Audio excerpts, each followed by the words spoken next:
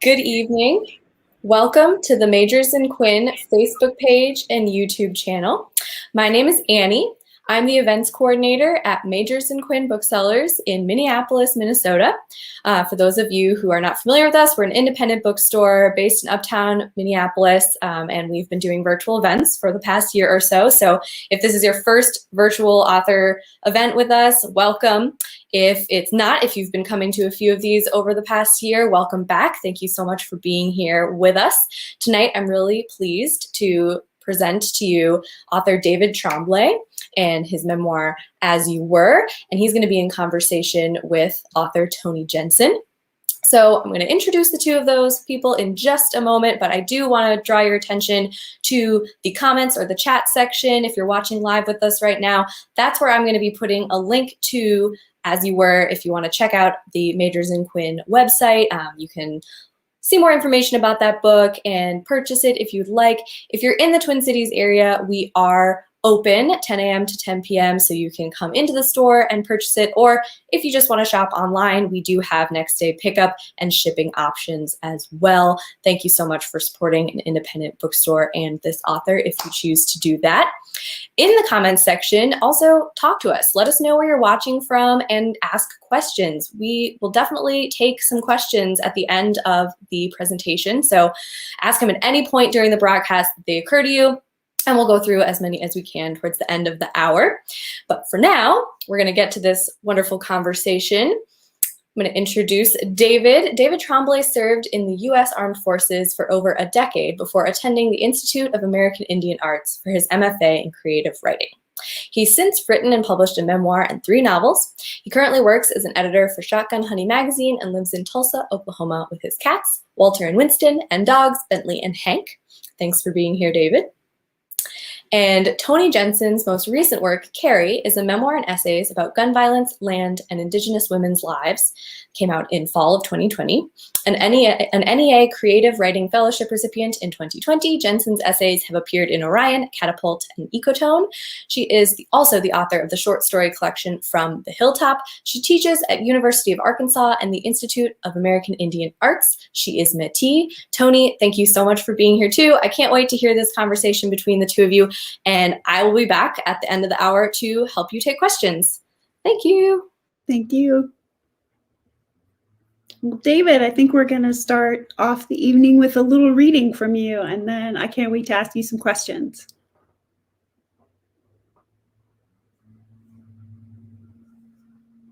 Oh, you got to unmute yourself.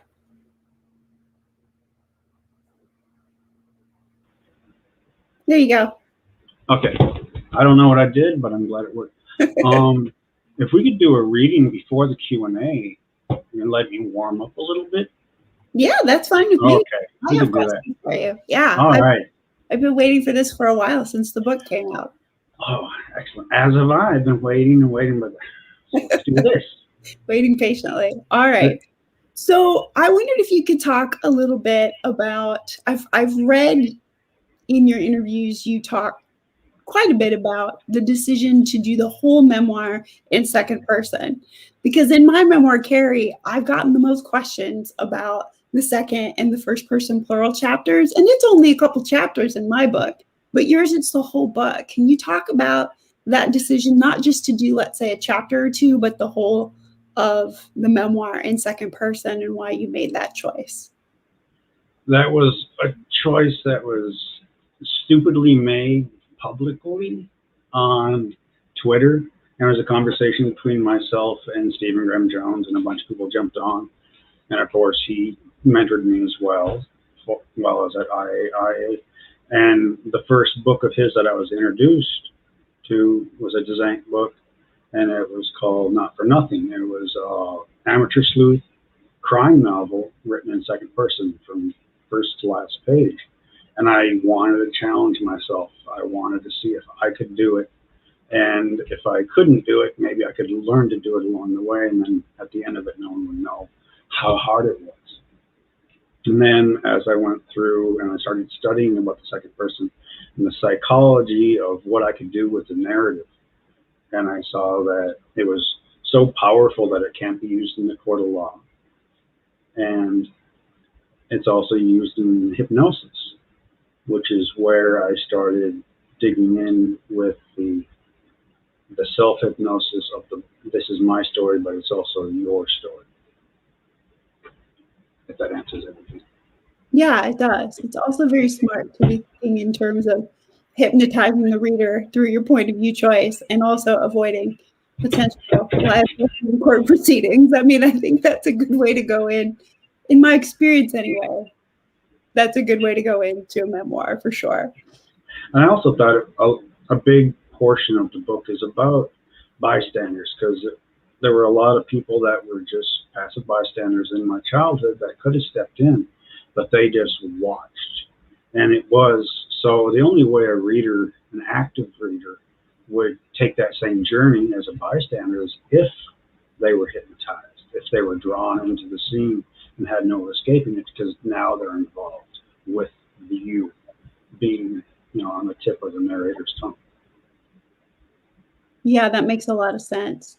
I'm wondering too if you could talk a little bit about your rendition of childhood. You had some really interesting experiences in your childhood. I did. You did. And I'm wondering if you could talk a little about crafting some of those scenes from childhood. How did you render them so precisely and specifically? And I feel like I'm really transported back to that time and place really well for your memoir. And I'm wondering if you could talk a little bit about that writing process of taking us back there with you. That was fun, but not the crafting of it was fun, but the revisiting some of those places and those recesses of my memories was not fun. But writing a story as a 5-year-old and looking at the word choice of what would I call this and what metaphors of the 1980s would I use at that age, how would I understand this? And then slowly as the stories progress and I become a product of my environment and then the militarized man, I had to look at it from those angles, where I was in that time. And some tricks I used were the music, and some were just smells or scents. There's triggers in the book, and a lot of people want to know, like, what was your soundtrack when you wrote this book? And it's in the book. You just have to be able to pick up the hints, and you have to pay attention, which is how I also say everyone had an interest in life. You just have to pay attention. Like some of the crazy stuff, the stuff that you would shake your head at and walk away from. Because I was raised with my grandparents and the rule was seen and not heard, I became the third person. I sat in the corner and watched. And I heard adult conversations. I heard things I shouldn't have. I mean, a million different things. One of was the premeditation of a mailman in my hometown. And I got my first piece of fan mail from that. It's from an elderly woman who lived in the neighborhood where the mailman was found. And she had always wondered what happened to him. And she stumbled upon it in my memoir. That's amazing. That's maybe the best piece of fan mail I've heard about, really. I haven't received anything like that from people who knew, a whole lot about the things that happened in my book. So I think that's pretty exceptional. That's really cool. There were so many things that I had to leave out because I'd established it's not a tell-all. We're trying to tell this one story and this one kind of like lightning crack that just keeps on going through these generations. There were things my father did which were just outlandish and just amazing that would have, if I wanted to write his biography and make him this mythological character that he tried to be, then I could have told all those stories, but I had to remember what story I was trying to tell and whose story I was trying to tell and what I was trying to correct. Because this book was really my coming of age as the patriarch of the family after my father passed away. I'm now the storyteller. I'm the one that can say that didn't happen. And my father had his alcohol-addled memories. And he would argue or he would beat you into submission to agreeing with him. And that was multi-generations. There were, 3 generations that were alive that were afraid of him, that just let him do what he wanted because of his traumatic brain nature. Did you write any of those scenes down? I'm curious. And if so, do you think you would have another book based on some of I think of it as like the B-side, the things that I did, like it's an old album, right? For my book anyway, I probably have as much B-side in my old laptop as I do material in the book. I'm wondering if I know you have, because we've talked about some of those stories, some really good stories that didn't make the cut, so to speak. So I'm wondering if you're interested. I know you've been writing a bunch of fiction, but if you're interested too in maybe another memoir. I don't think I would go back and revisit these characters in the memoir. I mean, everyone's passed. There's no rebuttal. There's no conversation to have. But there are things I've heard someone else say it, and I'll say it too. My father was built for fiction. He said and did things that were just unbelievable. So every now and then you're supposed to have your fiction, which is supposed to make sense, which nothing makes sense anymore. So I think that rule's kind of gone, but I can always, if I get slumped or I want to excite something, I can think something my father said. He used to say the coldest things to people that you would never come up with on your own. And it's like my grandma said, and I talk about it, look, if you're going to eavesdrop, pay attention. That was her rule. So I paid attention. For better or for worse, right? For better or for worse. Yeah. Yeah, I think sometimes family members appreciate that we pay attention until we write it all down, and then they appreciate it far less. In some cases, that's been my experience. So I think the idea of taking some of those stories and fictionalizing is really smart and will make for good fiction. I'm wondering too if you could talk about this as a regional book or a place-based book or a Minnesota book. It strikes me some of these stories feel, having lived in Minnesota and being from the upper Midwest myself, some of these stories really strike me as deeply rooted in place. And I'm wondering if you could talk a little bit. I mean, it's a memoir, so of course you've got to set it where it happened. But can you talk a little about crafting place or the role of place in the memoir? Crafting place, I had to look at the town of Duluth and Cloquet and Fond du Lac Reservation. I had to look at that as this living, breathing thing because it's been moving. And I probably lived 17 different locations in 18 years, just bouncing around. So I had to just go off the memories of the place and the history of the place and what was the purpose of the place after the intended purpose of the place. I wanted to go into the diatribe about how, everything that is now for leisure used to be a sacred site. I wanted to talk about that, but that wasn't my reality. My reality was the industrial town.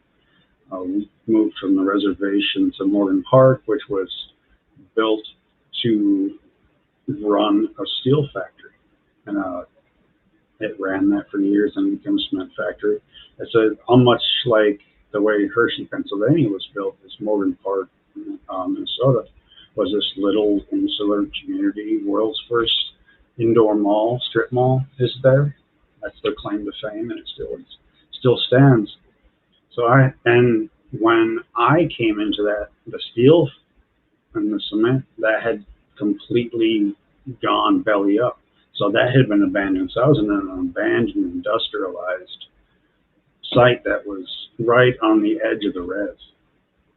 That was my junior high years with my father, and my early years, which I'm much too young to remember, when we first moved off the reservation.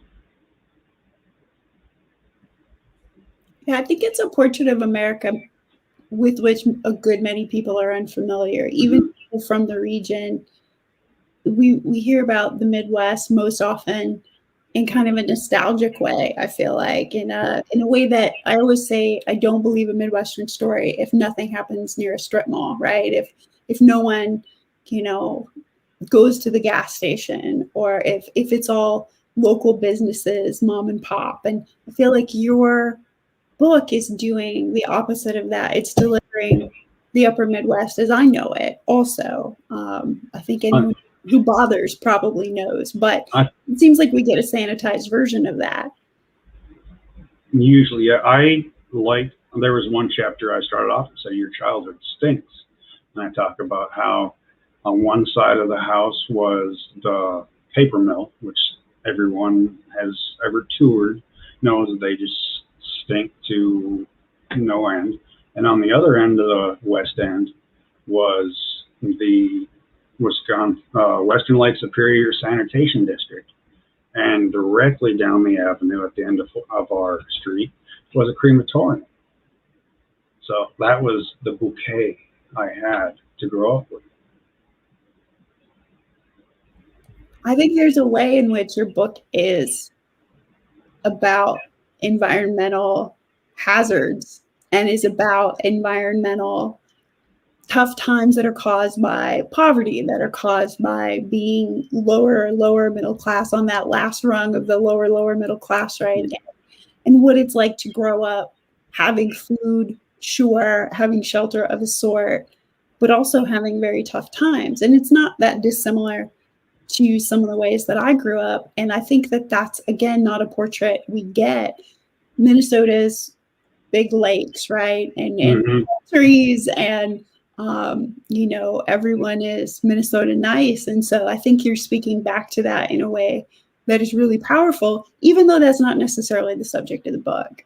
Oh, in 1996, when I went to boot camp, I read a magazine that told me my hometown was the number 8 white slum in America. And that is a tourist trap. But that's actually what it is once you leave the tourist area, the pretty area. It's just there's a side there. I want to do a Minnesota noir book so bad because it's dripping with Twin Peaks. Minnesota could be set anywhere. You could have so many different books. Just the things that have happened in Minnesota is a place of tumult. Yeah, I guess the country's figuring that out now, probably, but maybe when you wrote the book, less so. Yeah, absolutely. Mm-hmm. Oh, at the same time, I was writing The Essentials, which is dystopian, set in Duluth, which was so fun to write, but so scary as I was watching the news unfold after the book was written. And I was watching CNN going, "You son of a bitch, that you stole that from my book." There's so much of that. It's just, but I saw it right there in that little insular, in the Twin Ports. They call them the Twin Ports for a reason. So it's a very insular community.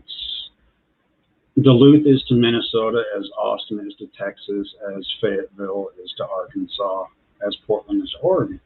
They're experiences that cultivate some very strange histories and some weird melding of families. Yeah, absolutely.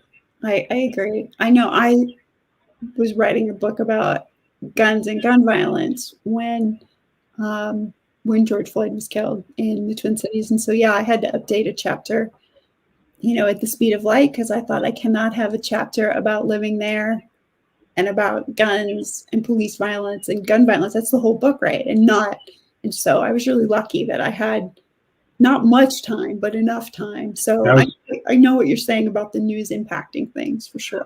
Oh yeah, I was curious about that when I was reading Carrie. I was going through. I was like, that had to be a last minute. Super last minute, final copy edit, kind of last minute. Yeah. It's too important. It was either that or take the chapter out, which would have been a bigger deal, So. Well, with The Essentials, by the time I was written in 16 and 17. Typed out right after graduation in the spring of 18.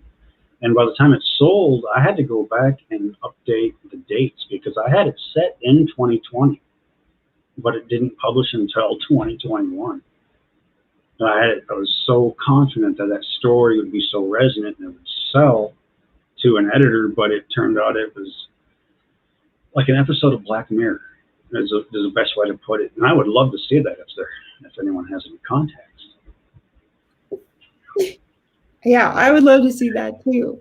I know you're a highly prolific writer, and talking about this other book, how many books do you have out right now? Because I feel like maybe I've lost count. And how many books do you have coming out? And then I what do have you want? Give us the rundown.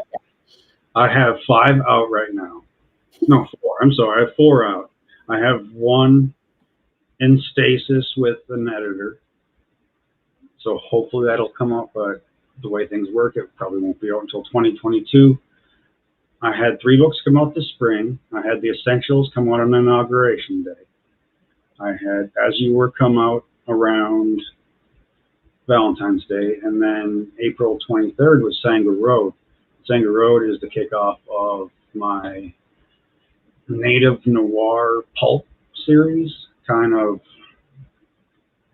I wanted to call it Joe Lansdale's Hap and Leonard meets Fear and Loathing in Oklahoma, but another writer said it's a much more Elmore Leonard meets Coen Brothers, and I will take that any day of the week.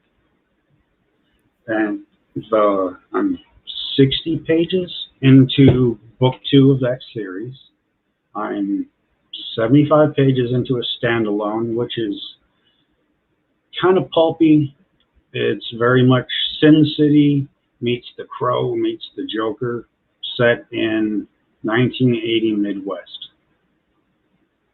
minus the pictures. So it's not a graphic novel, not a movie yet. That's the other project I've been working on for a while. And I have 3 other books outlined, all in the crime genre, psychological genre.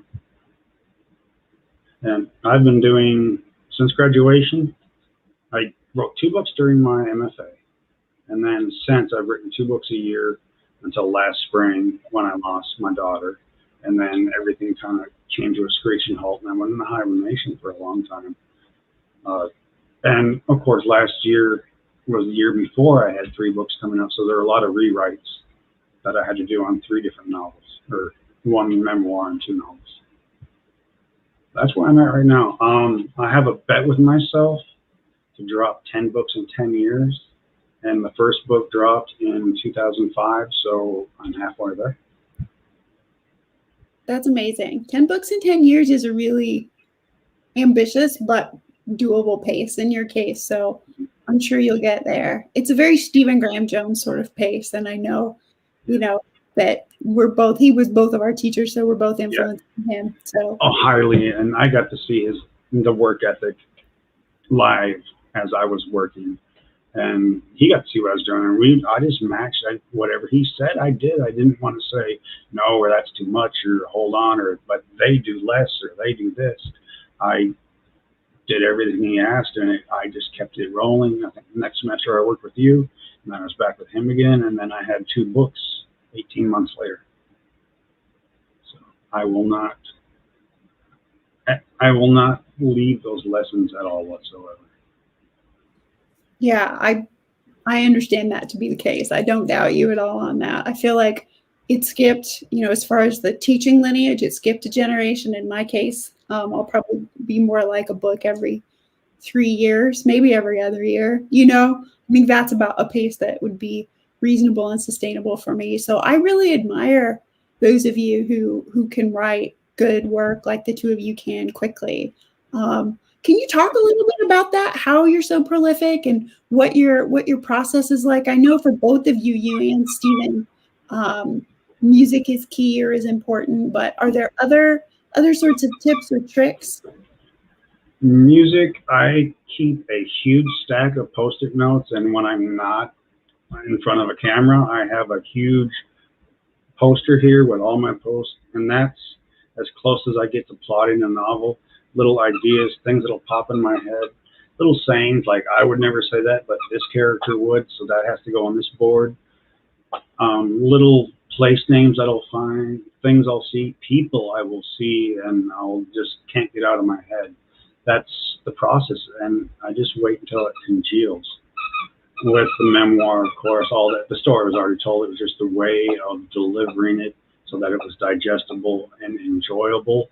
But also, you got people to sit up and say, okay, how can we change the story for the next generation, or someone that, if you see something, say something along those lines.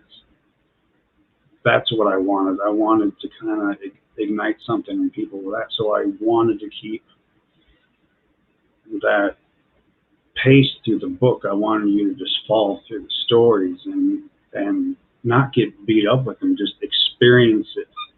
And the reason that it's digestible and it is user friendly is because I want someone that may be in something similar to not get burnt out, but read this book and see that, yeah, you can get out. There's ways around it, but it's all the way outside of that situation is inside your head. Our first workshop together, somebody said, how did you survive this? And my answer was, survive what? And this was quotidian. And we haven't got into what this is, but a lot of physical and emotional abuse, isolation. Just read the back cover. That was my childhood, and that was just normal. And it was normal for my family. I've been talking with my sister and my aunt since, and yeah, everybody knew about everything that was going on, and it was just your turn. And I cannot get that. I can't understand where that mentality came from. So that was the intention of, with the you, putting myself in my grandma's place and doing interviews and trying to see what logically would bring a person to this point to make these decisions, to take these actions and live life this way. And then what are the repercussions of those around the aftershocks? My grandma talked about boarding school. She raved about how dignified it made her father and how his penmanship was impeccable, and grooming him, he was just, he was the picture of what you were supposed to look like. And I didn't know any of that stuff was bad growing up because we grew up in an institutionalized house. Yeah, I think an important distinction, though, in your book is you're not normalizing it, you're reporting it closely and not. I've read books where the bad things from childhood are delivered at quite a distance. And then I've read books where the bad things from childhood are delivered at a much closer distance, like yours, but there's a lot of judgment and there's a lot. And I'm not saying that's wrong, but it's a different method. And I think your method of delivering it second person, very close, but also very clear-eyed and detailed, is a very strong method. And I feel like that if we're thinking of books in terms of making a generational or cultural change toward denormalizing the sorts of childhoods that you had, and to a much lesser degree, but that I had as well, I think that's a very good approach, the one that you took. And so I know you had literary reasons also for making those choices, but I do think that a possible byproduct too is that it'll hit readers in a way that can cause change. And so I think that's to be commended too. Well, if you remember the first version of the first chapter of this, I had what they were called auto memoirs, where you can weave books that meant so much to you as a kid into the stories. And that's what I had done with this one. The first chapter was David Copperfield, because just like we had so many similarities, including his stepfather beating a horse. My father did that as well, so I was weaving that in there. But eventually I started to see where it was going to lose its steam, and it wasn't going to, I felt like I was going to be hiding behind something and not fully giving the reader what is deserved. But going off that Dickinson thing that I started with, last night I was thinking about it, and off the top of my head I came up with, as I'm narrating this book, I am the ghost of my own Christmas past. I'm looking back at different stations in my life, but whether I'm 5 in that memory or 15 or 35, that was the 40-year-old me, the medicated me, the me that was going to therapy, and was finally old enough to take control and say, no, this is the truth. This is what happened. We're not gonna, let you walk around and just lie of omission is essentially what my history was a lie of omission before I picked up the pen or the keyboard. Yeah, I think you make that really clear in the book. I'm wondering if you could talk a little too about your experiences in the military and why you selected the ones you did to include, because it's certainly not a military memoir, but as we're drawn down in Afghanistan, as all of that, over there is allegedly anyway ending. I'll believe it when I fully see it, but as that's supposedly ending, do you have any thoughts on including some of that in your book? Especially, there's the section on being a prison guard that's very powerful. But any thoughts you want to share about writing on that subject matter? I might revisit those in a different way, in a completely different delivery. Sorry, I had a standoff between cat and dog. That was distracting me. No, if I do write about it, it'll be more reportage and journalistics. And there are a lot of things that I did not get into. Just like anything in the military, it's 90% boredom, 10% adrenaline. And where the magic really happens is in that 90% boredom. That's when you start noticing. That is Hank. I'm sorry. Don't apologize for Hank. Hank is very charming. Hi, Hank. It's starting to pour down rain and storm here too, so I'm sure you all do. Here too. I can hear it. Yeah, it's here as well. Hank was just not getting the attention he wanted, and then he got sprayed, so he's not happy. He's letting everyone in attendance know he's a superstar too, and he is. He has his own interview. Yes. Yes, I understand. I will take him to future events if I can, if that's allowed. Yeah. But yeah, he's a basset hound wrapped up in a blue heeler's costume. Yeah, I've taken my dog Bella. She has, I think, been to 1 or 2 readings, and she was really good one time, and the other time when I would talk, she would bark back like we were having a conversation. I found that to be charming for about 1.5 minutes, but I'm sure it wasn't really all that charming. And so Matt, my husband, let her outside. But yeah, I recommend dogs at readings if they can handle it, for sure. Well, this might be a good transition into you reading a little for us. I could. Do you have any requests? I'll read anything. I'll just not sleep tonight. That's okay. No, you've read this book in so many different stages, and well, it was in its infancy. So, whatever you'd like to hear, how much ever, any stories. What about? I don't know. The ones I love are probably also hard to read. Like Multipurpose Cleaner is really good, but that's probably hard to read. I could read that one. That's not my favorite one, but I could read it. Just let me know. Okay. I also quite like the very beginning. Do you want to just read to us from the very I could read that. That's a longer chapter, so I will. That little excerpt?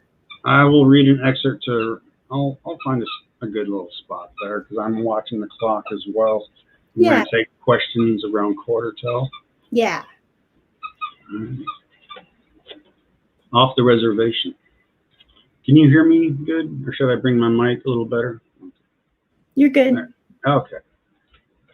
You can begin this with how Grandpa Bullshit was an arm breaker for the Irish mob in Chicago, or how the spring of '68 became the boiling point for the civil rights movement after Dr. Martin Luther King Jr.'s murder shortly after Mom turned 11, or how she and all her siblings attended elementary school with the Jackson 5 in Gary, Indiana, before they went to Hollywood and the Lynns made their way to the woods in the middle of nowhere, Minnesota. But it would take too long to give all those details and bring the story back on track. It'd be a lot simpler to say how Grandpa Bullshit decided to drive his family here in '68 and did so without making a single pit stop. Instead, he grabbed one of those little porta potties families take on camping trips into the back of his '59 Cadillac hearse, along with a couple of suitcases and all 6 kids. 6 years later, Mom grew tired of babysitting her little brothers and sisters, so she got knocked up and married to get out of the house. Little did she know she'd have to get notes from her husband to excuse her from school once the morning sickness started, despite his being in the same grade. So she dropped out of high school and got her GED because she'll be goddamned. She got divorced from him before she was old enough to register to vote. 3 years after she had your big brother Sam, she has you. She takes a taxi cab off the Fond du Lac Indian Reservation 20-odd miles to St. Luke's Hospital in the east end of downtown Duluth. You notice there's no mention of Dad bringing Mom to the hospital, pacing the hallway outside the delivery room while waiting to hear the news, the proclamation of it, you, being a boy. He's elsewhere with a prostitute. And you'll have to pause here, collect yourself, choke back the laughter. All you can really do is laugh, not a ha-ha laugh, but a Jesus, jumped up, Christ, what could come next kind of laugh. Or bite your cheek, or stall one way or the other before admitting that last bit of information. Dad doing that might make sense if you were born on midnight on a Saturday, but you were born at 3:45 on a Monday afternoon. The real question is, how long should someone go on thinking that's the worst thing he did that day? Because he made Mom take care of the hooker's cat while the hooker served a 90-day jail sentence. He wasn't charged with the crime. They let him go, according to your mother. According to his mother, he could high dive into a manure pile and come out smelling of roses. He doesn't go completely unpunished, however. His only begotten son will not bear his name. Perhaps hooker isn't the right word for the woman who kept his company the afternoon you came into the world. She didn't walk the streets or work a corner. Though the apartments above the Lakeview store, the world's first indoor mall where she calls home, where she calls home to double as a brothel of sorts. Curiously enough, the National Register of Historic Places isn't in the habitat of adorning dilapidated shitholes with copper plaques.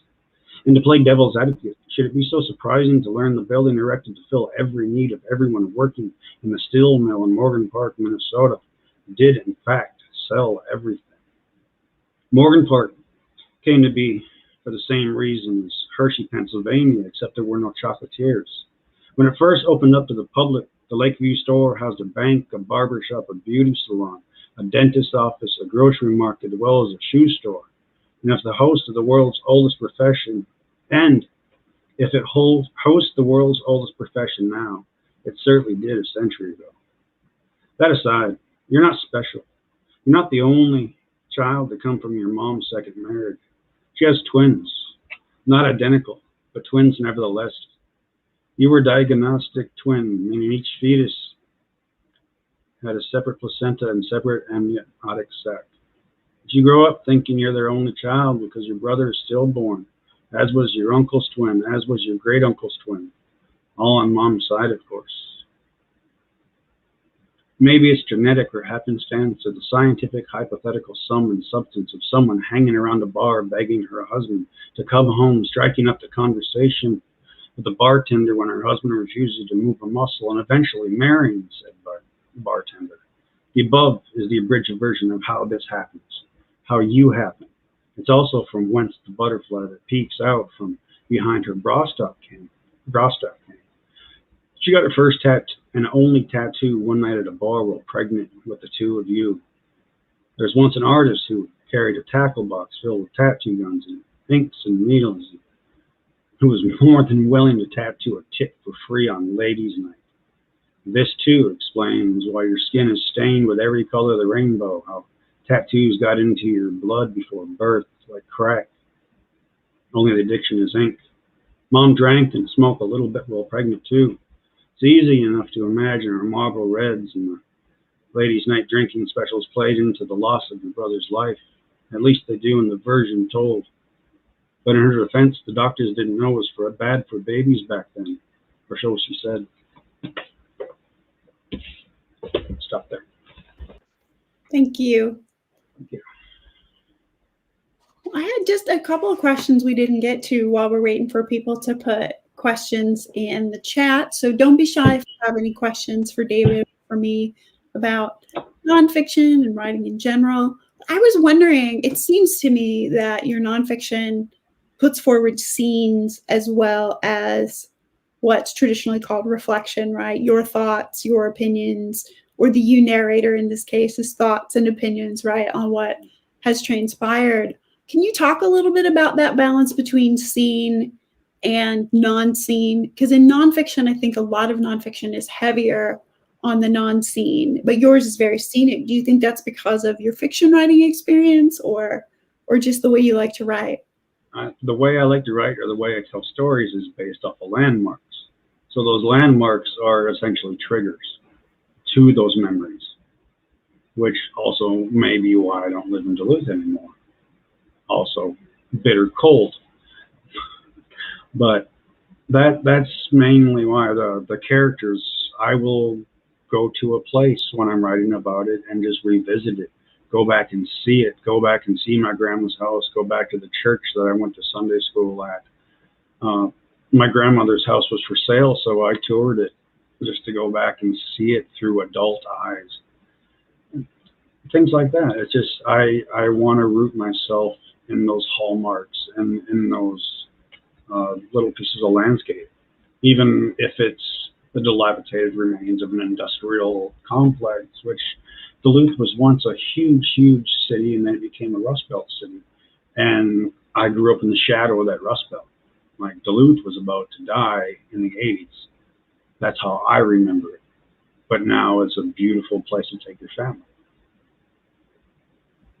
It's amazing how in America those transitions happen, and then what came before is totally forgotten, it seems to me, or is mostly forgotten, except maybe by those who live there. So yeah, the tool factory that my grandfather worked at was turned into another strip mall. Yeah, that sounds about right, really. That sounds, I mean, not right, but you know what I'm saying. That sounds correct. That sounds factual. Yes. Yeah, absolutely. The town I'm from doesn't have a grocery store anymore or a pharmacy, but it has a Dollar General now where my elementary school used to be. So I guess that's progress, right? Burn down the elementary school as a firefighting exercise instead of tearing it down. Never mind that it's filled with asbestos, and then build a big Dollar General in the middle of town instead. So yeah, I'm familiar with the generational shifting of landmarks. Sure. And I too am a writer who bases things off of place and landmark. So I understand that then I think leads to more scenic writing in some ways. Yeah, and I don't dwell on the scenes. I don't tell you every single little detail, but when I do talk about color, I want it to pop. I want that red thing to be that red thing, that green. And you know, that's that visceral memory. That's the way memory works. That's the way dreams work. You know, unless you're having technicolor dreams, but I try to focus on that and draw your attention to the right focal point. This adult scene is going on, but it's a child that's watching it. So what's important to one person, you know, is totally different from another. There's a conversation in there where it's my sister, my aunt, my grandmother, and then two women are now incarcerated. But I remember watching this and then interviewing my aunt and my sister about what had happened, getting two totally different stories, but then having the court records to find out what exactly did happen to base that off of was just phenomenal. A lot of research, because when so many of my family members found out I was actually writing this down and seriously doing it, they clammed up. And I had post conversations to where I had people say, oh, well, I wish you would have called, or I wish you would have asked this question. Like, well, I asked all of these questions and then you said nothing. So now here's the book, here's the story. This is something I've addressed with some of my students in my memoir classes that I had last fall, and then I'm going to have another one here in July, is your stories, whether you were lied to or told the truth, or you grew up and everything was black and white in print and you were famous and everything's recorded, the stories you were told about yourself inform you. So whether or not my mom was completely honest and truthful about why she left me alone for 12 years, and didn't make up any details about why she did that, I would be highly surprised. But the stories that my father and my mother told me my entire childhood are what's reported on the page. These are the stories that created me. And then I excavated the truth in some instances, and some I didn't. Some I'll never know. Some I probably don't know. My mom was 19 when I was born, and it was 1977. She was on her second marriage with her, second child. Whatever choices she made at that age with that experience, who could fault her? I think your memoir is so great because it's not just one topic beating people over the head. It's all these stories that created the person that's telling these stories, and the cause and effect, the causalities. And it's kind of like a Renaissance painting where you've got all these little spots that you've got to pay attention to, but it doesn't really make sense until you step back and look at it. But you've got these paintings for the same reason that you should have people gobbling up memoir, for the same reason there is no great American novel, because there is no singular American experience. And even inside the Fond du Lac Indian Reservation, there's not a singular experience. Every single person that comes out of there has a different experience. And that's why I think we're such big suckers for reality TV and gossip magazines. And I think memoir is big amongst readers, but it should be bigger amongst people that are educators, that deal with the public, that need to actually think about other people, other lives. Like how does life work? When I work as a substitute teacher, it takes a lot to get me upset at a child, because I can actually think about what's going on at home, what's making this kid do that, and like causality, pick the fights. We had a lot of conversations when I was subbing back at the schools where your daughter's going now.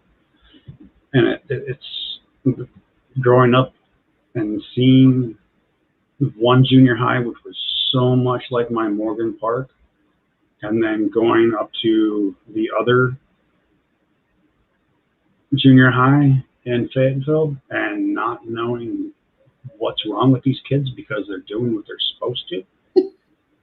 And the school doesn't have roving police.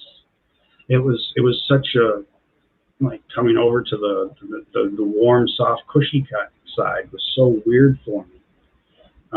And another interview I talked about, there's a scene in the book with the drill sergeant, where the drill sergeant came at me with kindness, and I broke because I didn't know how to react to the kindness. The other drill sergeants that screamed and did their drill sergeant duties were just, it was being at home, except for they couldn't hit me. But when Hank's growling again. When they came at with kindness, I was confused and I was off center and I was vulnerable and I was scared of kindness at that age, 18, 19. So it's so fascinating to just delve into, because you're not just getting with Carrie, you're not getting your interactions with handguns. You're getting so many ripple effects. And I've recommended your book to so many crime writers because Hank recommends it too. Yes, Hank loves your book. Bentley is here and he is being as good as can be. He's a good boy. He is a very good boy. Hank is a sweet boy. But no, I was blown away by Carrie. I didn't know when I first read the first essay. I was like, oh, she went second person too, and then immediately shifted. But the way that you shift perspectives and points of telling on top of points of view was really a work of poetry. I loved it. But it's lyrical essays is what I'll call this. Yeah. I just think that everyone has experiences with gun violence in this country, secondhand, thirdhand, firsthand, increasingly. And so to have it just be singular I the whole time didn't feel quite right, since it is such a collective experience. So yeah, there's first person collective, we in one piece, there's second person a couple of times.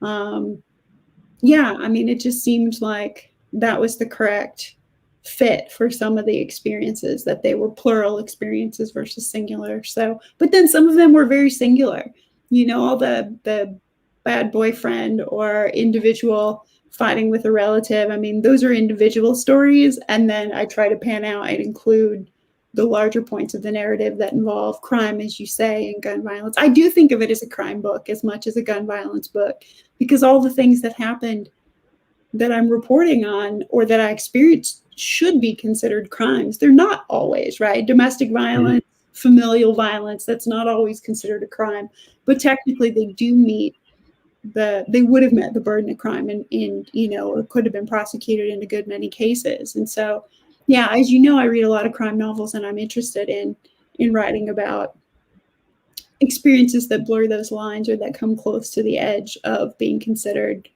taboo or criminal or wrong by society. And yet they're the small crimes that just get swept under the rug, like what you were talking about with family violence too, and your dad, and how he was able to just be that way and inflict his will, his domination on generations, and no one stood up and said anything. And it's, I think, really powerful when, even if it's just on the page, right, when we do stand up in some sort of a way and say something, I think that can have potentially good impact for future generations coming up, or at least I hope so. I hope so too. It's trying to teach, and just, I don't understand, and I address this a lot in my book, is even as a child, I didn't hate my father, I hated his actions. And I would never want my children or a younger generation to hate me. So why not change it? Especially when my father could articulate that he hated his father. He would tell me how bad he feared him and how bad he hated him and how bad he hated how he was treated. But he perpetuated it on me. And I was like, well, hey, dummy, why don't you stop? Yeah. But eventually I did that, and that's July 14th, 1992. That's in the book. That's when I finally stood up to my father, but I really wasn't given a choice. I was 14 years old and hit in the head with a baseball bat, and it was either get hit again or hit back. Yeah, no, there's a similar moment in my book too. It would have been a few years earlier than yours because I'm older, but yeah, similar time frame. I was 15. So yeah, no, I think that it's important to record those moments too, because it offers, a counter narrative or a swing towards something closer to hope, I think, for people who are in those situations. And I don't know about you, but I have heard from quite a few younger readers who either saw a way of reconciling enough with a family member who hurt them to keep that person in their life, or who cut ties completely. And they talked about what they read in Carrie as being influential. And I thought that was interesting, that it wasn't just one of those things, but both, because in the book, it talks about periods in my life where I'm distant from my family, and then periods where, like my dad has dementia now. And so, it would seem wrong or cruel for me. I'm not saying for anyone else, but for me not to be somewhat involved, at this stage. But that's not a decision everyone would make. And I respect that too. And I hope the book makes that clear. But it's just interesting to me that many people have reached out on both sides of that sort of divide. And I don't think there's any one way, I guess, to forge family or to go forward after having, rough experiences in childhood or abusive situations in childhood. I think there are all sorts of ways that can work for a person. Absolutely. I've seen so many different ways that things can go after, like, you know, how gun violence has affected my life in the last year, to where it's unspeakable and incomprehensible. But I'm still a combat soldier. I know and respect and understand, and I have to communicate all that stuff through the lens of everything I went through. And what I noticed, what I'm happy to report, is pretty much everyone that I know that left the military either went full bore conservative right wing or hippie. And I went hippie. So I'm happy with how that turned out. I'm a much happier person nowadays. But, you know, there's to tap into that mindset of when I was a GW promoter, and you know, he was my boss and I was that guy, and then revisiting my Reagan childhood and stuff like that was so fun. But also, I think almost mental gymnastics that need to be done to make sure that those stories aren't forgotten. I'll stop there. Yeah, I think that's a good place probably to wrap up, unless there are questions. I'm not seeing any questions in the chat. Hey, Annie. Hello. Yes, correct. I don't see any questions. I think people who are watching are just listening in the background, because I know I could listen to like another hour of this. This has covered so much ground and been so interesting. So thank you, both of you. It's been lovely. I just want to remind people that the links to the Majors and Quinn website are in the comments in the chat. I put a link to As You Were, and I also put a link to Carrie if you're interested in that. Ah! Yay. Wait, what's the cat's name? This is Walter. Hi, Walter. I don't know where my cat is. This is like the one time he's been silent throughout the whole event. Ominous. But yeah, so if you're interested in the books, please go check them out on the Majors and Quinn website. If you happen to be watching from the Twin Cities area, we are open for limited capacity in-store browsing, 10 a.m. to 10 p.m. though. So if you're a night owl, come on and say hello to us in Uptown. And thank you so much. This video is going to stay on the Majors and Quinn Facebook page and YouTube channel. So anyone who didn't get a chance to tune in live, you can send them our way and it will still be viewable. Thanks again to both of you. And I hope that someday we'll be able to have you come by in person for one of David's 1,000 future book projects. Thank you. I'd love to be there. I will visit this summer. I'm going back to Duluth for the first time in 4 years. So, wow. We'll come and say hello. I will. I definitely will. Awesome. Well, David, Toni, thank you so much, and have a good one. Thanks.